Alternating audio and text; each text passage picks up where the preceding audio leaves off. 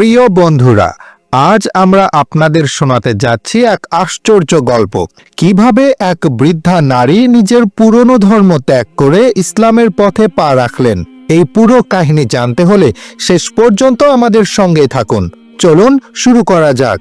মদিনার এক ছোট্ট গ্রামে নিজের ঘরের দরজার সামনে নীরবে বসেছিলেন এক বৃদ্ধা নারী। তার সামনে কিছু জিনিসপত্র রাখা ছিল।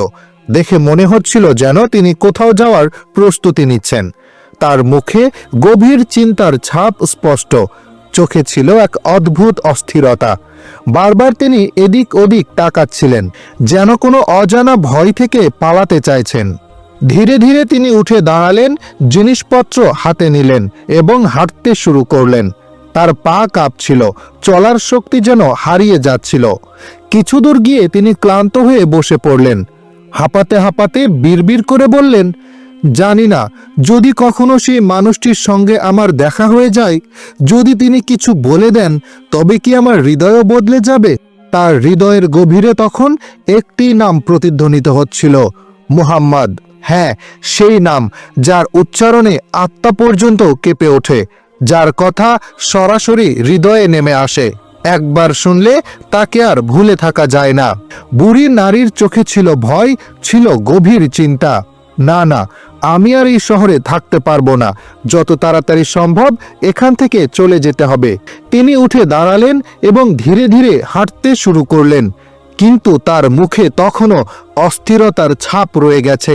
মনের ভেতর অসংখ্য প্রশ্ন ঘুরপাক খাচ্ছিল, যেগুলো হৃদয়ের গভীরে গিয়ে আঘাত করছিল। ঠিক সেই মুহূর্তে রাসূলুল্লাহ সাল্লাল্লাহু আলাইহি ওয়াসাল্লাম সেই পথ দিয়েই অতিক্রম করছিলেন। তিনি সেই বুড়ি আম্মাকে দেখতে পেলেন। তিনি থেমে গেলেন, অনুভব করলেন সেই নারীটি কোথাও যাওয়ার প্রস্তুতি নিচ্ছেন। কিন্তু তিনি ভীষণ দুর্বল দেখাচ্ছিলেন, আর তার সঙ্গে থাকা বোঝাগুলোও বেশ ভারী। নবীজি কোমল ও মমতা ভরা কণ্ঠে বললেন, আম্মাজান, আপনি কোথায় যাচ্ছেন? বৃদ্ধা নারীটি একটু চমকে উঠলেন। কয়েক মুহূর্ত তার দিকে তাকিয়ে থেকে বললেন, বাসা, আমি এই শহর থেকে চলে যাচ্ছি। এখন আর এখানে থাকা নিরাপদ নয়। এখানে একজন জাদুকর এসেছে, যে তার কথার জাদুতে মানুষের হৃদয় কেড়ে নেয়। আমি চাই না আমার সঙ্গেও তা ঘটুক। নবী সাল্লাল্লাহু আলাইহি ওয়াসাল্লাম মাথা নত করলেন, শান্তভাবে তার প্রতিটি কথা গভীর মনোযোগ দিয়ে শুনলেন। তারপর অত্যন্ত স্নিগ্ধ ও প্রশান্ত কণ্ঠে বললেন, আম্মাজান, আমি কি আপনাকে কিছু সাহায্য করতে পারি? আপনার বোঝাগুলো তো বেশ ভারী মনে হচ্ছে। বৃদ্ধা নারীটি কিছুক্ষণ নিশ্চুপ হয়ে তার দিকে তাকিয়ে রইলেন।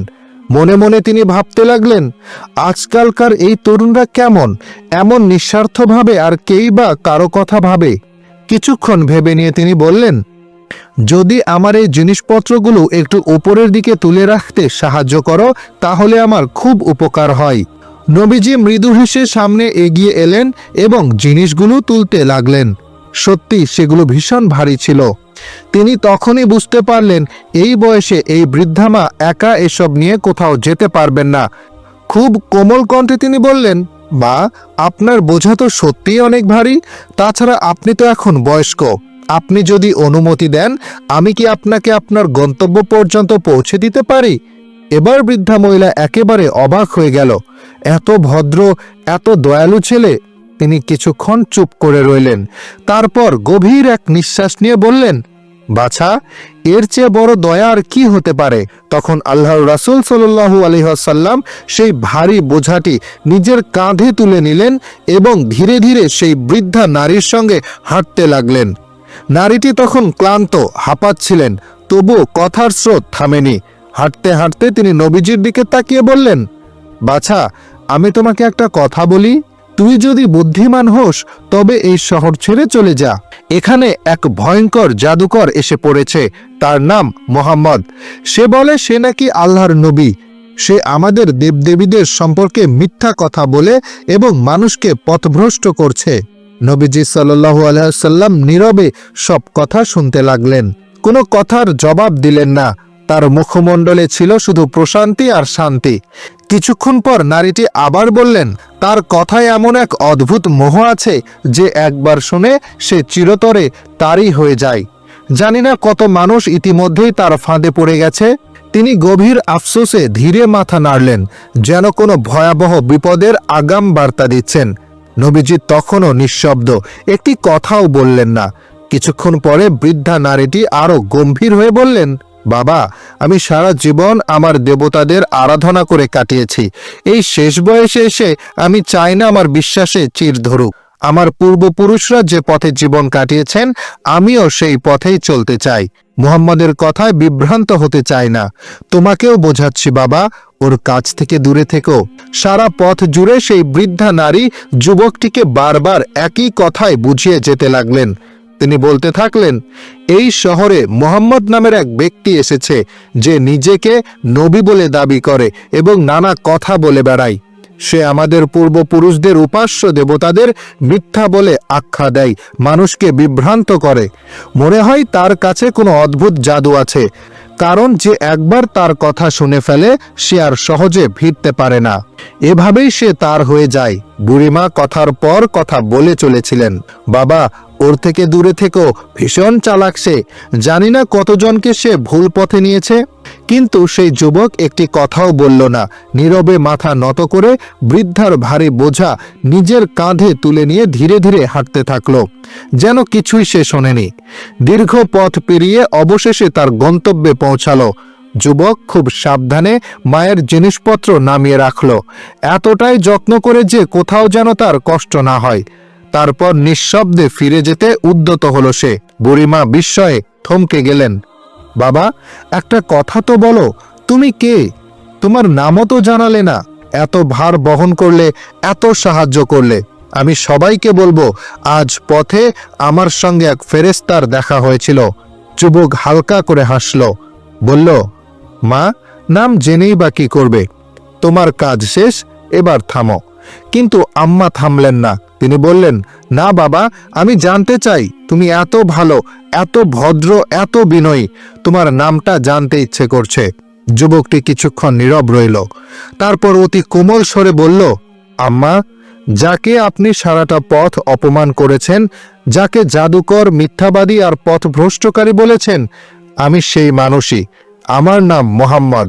আম্মার ঠোঁট থরথর করে কাঁপতে লাগলো, চোখ দুটো বিস্ময়ে বিস্তৃত হয়ে গেল, গলা শুকিয়ে এলো। তুমি তুমি কি মোহাম্মদ? আল্লাহ রাসূল সাল্লাল্লাহু আলাইহি ওয়াসাল্লাম মৃদু হাসলেন, বিনয়ের সঙ্গে মাথা নত করলেন। জি আম্মা, আমি মোহাম্মদ। মুহূর্তেই আম্মার পৃথিবী থেমে গেল। স্মৃতির দরজা খুলে গেল একে একে। কিভাবে তিনি তাকে কটু কথা বলেছিলেন, কি কি অপমান তিনি করেননি। আর সেই মহামানব একটিও প্রশ্নের জবাব না দিয়ে সবকিছু নীরবে সহ্য করেছিলেন।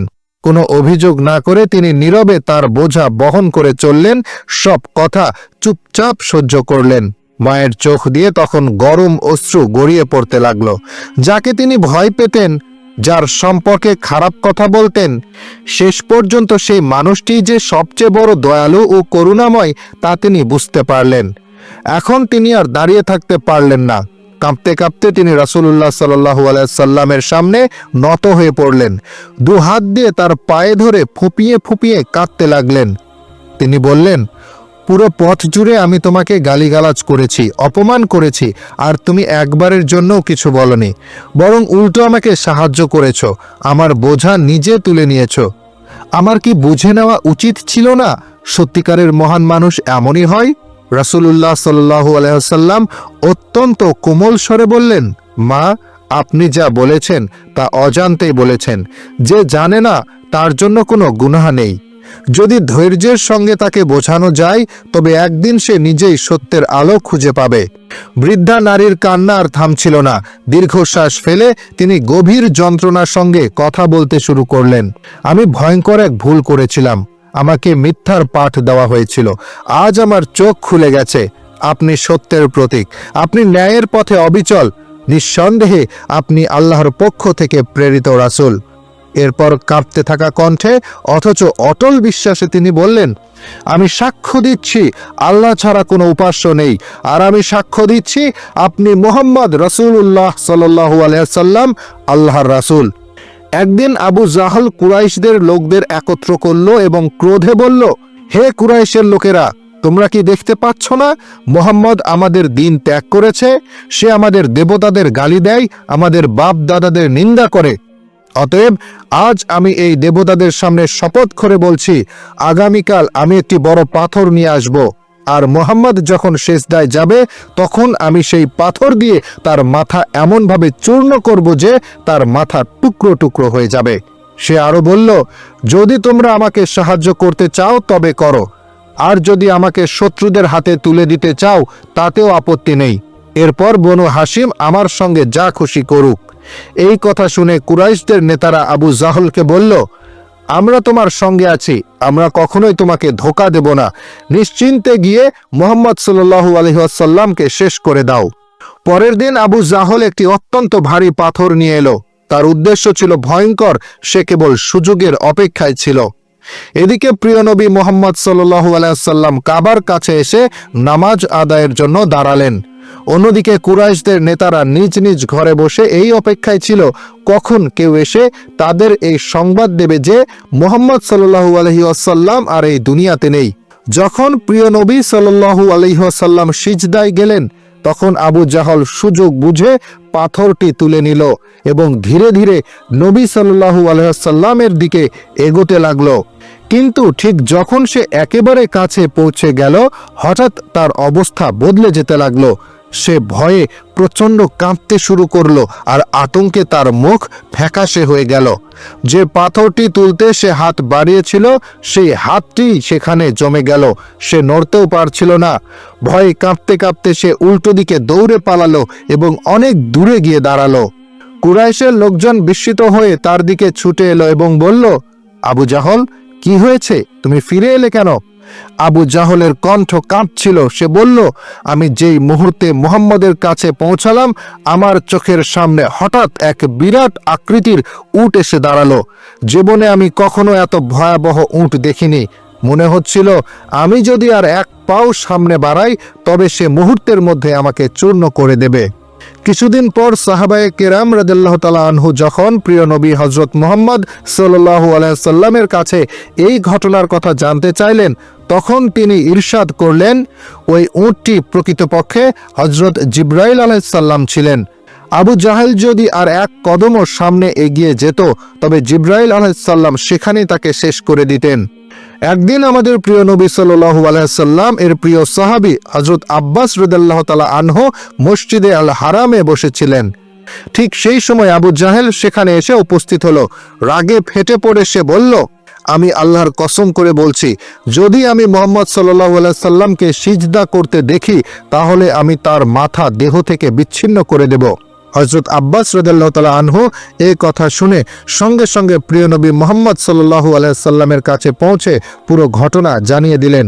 নবী করিম সাল্লাল্লাহু আলাইহি সাল্লাম যখন এই কথা শুনলেন তখনই তিনি উঠে দাঁড়ালেন এবং মসজিদুল হারামের দিকে রওনা হলেন।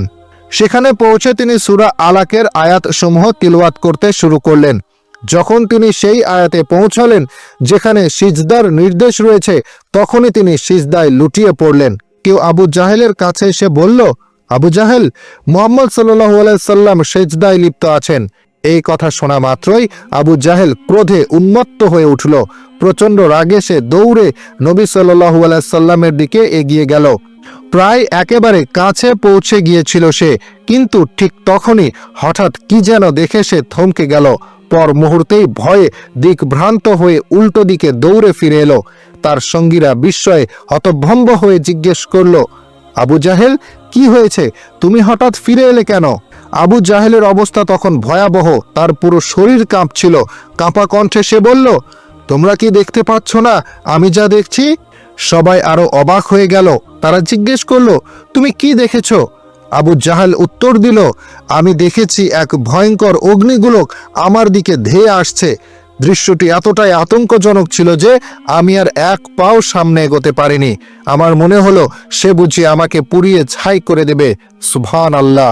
আল্লাহ তাআলা তার প্রিয় নবী সাল্লাল্লাহু আলাইহি সাল্লামকে কি অপূর্বভাবে হেফাজত করেছিলেন। একদিন আবু জাহেল আমাদের প্রিয় নবী হযরত মুহাম্মদ সাল্লাল্লাহু আলাইহি সাল্লামের সামনে এসে দাঁড়ালো।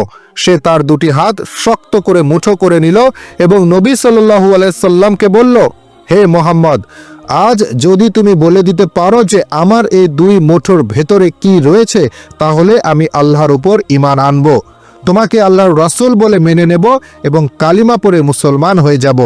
আমাদের প্রিয় নবী সাল্লাল্লাহু আলাইহি ওয়াসাল্লাম অত্যন্ত সরলতা ও সত্যতার সঙ্গে উত্তর দিলেন, হে চাচা, আমি বলতে পারি না আপনার মুঠোর ভেতরে কি রয়েছে, কারণ অদৃশ্যের জ্ঞান এবং আরশের জ্ঞান একমাত্র আমার প্রতিপালক আল্লাহ তাআলার কাছেই রয়েছে। এই কথা শুনে আবু জাহল ব্যঙ্গাত্মকভাবে হাসতে লাগলো, যেন ঠাট্টা করছে। কিন্তু তখন নবী সাল্লাল্লাহু আলাইহি ওয়াসাল্লাম বললেন, ঠিক আছে চাচা, যদি তোমার মুঠোর ভেতরে যা কিছু আছে তা নিজে আমার নবুয়তের সাক্ষ্য দেয়, তবে কি তুমি ঈমান আনবে? আবু জাহেল বলল, যদি এমনটাই হয় তবে এর চেয়ে ভালো আর কি হতে পারে? বিষয়টি একেবারে পরিষ্কার হয়ে যাবে, চলো করে দেখাও। এরপর প্রিয় নবী হযরত মুহাম্মদ সাল্লাল্লাহু আলাইহি ওয়াসাল্লাম আবু জাহেলের মুঠোর দিকে তাকিয়ে বললেন, হে মুঠোর ভেতরে থাকা বস্তুসমূহ, যদি তোমরা আমার নবুয়তের সাক্ষ্য দিতে পারো তবে দাও। আবু জাহেলের মুঠোর ভেতরে থাকা পাথরগুলো কাঁপতে কাঁপতে কথা বলতে শুরু করলো। তারা স্পষ্ট ভাষায় বলতে লাগলো, হে আল্লাহর রাসূল সাল্লাল্লাহু আলাইহি ওয়াসাল্লাম, আপনি সত্য নবী, আপনি আল্লাহর প্রেরিত রাসূল, এতে কোনো সন্দেহ নেই। সুবহানাল্লাহ, কি এক বিস্ময়কর দৃশ্য! আবু জাহেলের চোখের সামনে পাথরগুলো দরুদ শরীফ পড়ছিল এবং নবী সাল্লাল্লাহু আলাইহি সাল্লামের নবুয়তের ঘোষণা দিচ্ছিল। কিন্তু আফসোস, তার হৃদয়ে তখন আল্লাহর পক্ষ থেকে মোহর লেগে গিয়েছিল। ভয়ে ও আতঙ্কে আবু জাহেল পাথরগুলো মাটিতে ছুঁড়ে ফেলল এবং রাগের সঙ্গে বলল, ভাতিজা মুহাম্মদ, আমি জানতাম না তুমি এত বড় জাদুকর। আমি শুধু মানুষের মুখে শুনেছিলাম, আজ নিজের চোখে দেখে নিলাম তুমি কি কি করতে পারো। এই কথা বলে আবু জাহেল সেখান থেকে পালিয়ে গেল। সুবহানাল্লাহ, কিভাবে আল্লাহ তাআলা তার প্রিয় রাসূল হযরত মুহাম্মদ সাল্লাল্লাহু আলাইহি সাল্লামকে হেফাজত করেছিলেন।